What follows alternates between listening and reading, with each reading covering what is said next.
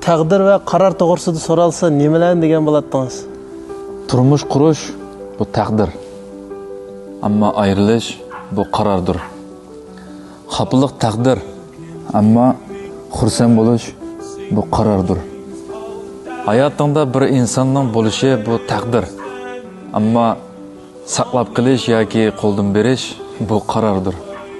Kimnidir sevib qilishing bu taqdir. Ammo vaqtliq yoki umrlik bo'lishini tanlash bu qarordir. Bir kuni emas, bir kuni ketishimiz bu taqdir.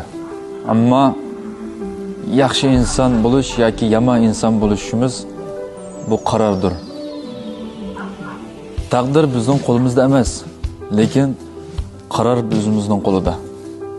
Taqdirni qo'lga ololmaymiz, lekin to'g'ri qaror chiqarish yana o'zimizning qo'lida.